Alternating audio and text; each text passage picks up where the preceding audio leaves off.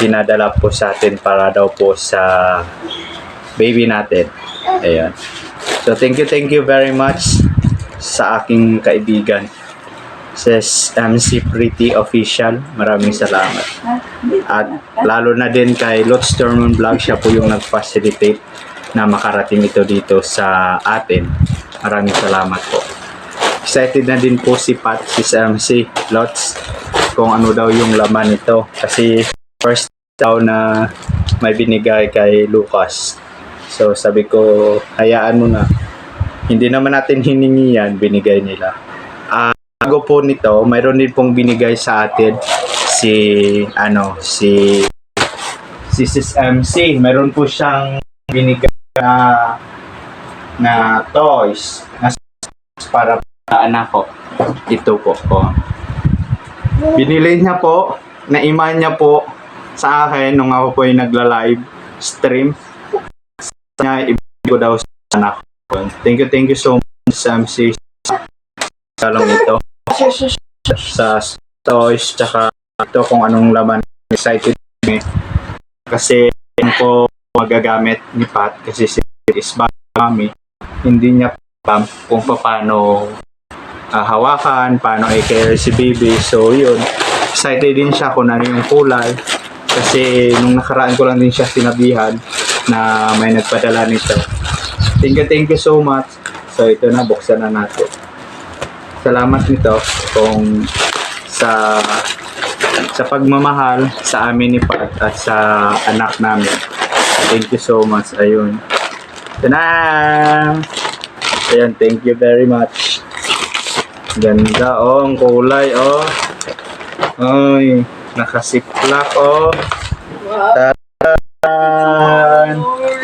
Taran! Mga ka-forest, baby carrier po siya. Para po hindi po tayo mahirapan pag-carry po kay Lucas. Kasi si mami niya po is nahihirapan din minsan. Ayan. Mamaya, iano natin kung paano gamitin.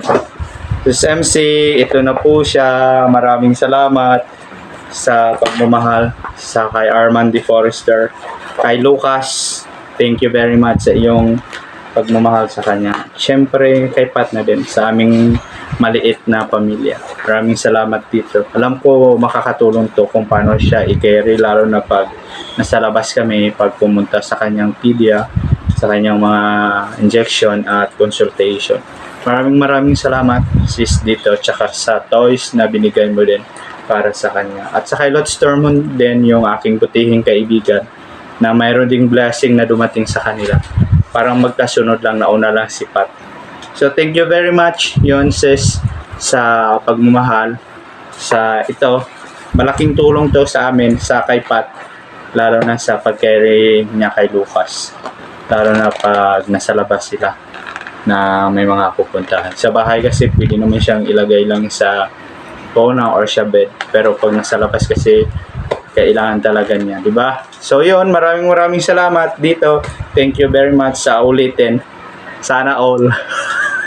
Hindi, seryoso, thank you very much. At advance Merry Christmas and a prosperous New Year dyan sa tinatrabahuhan mo sa ibang bansa.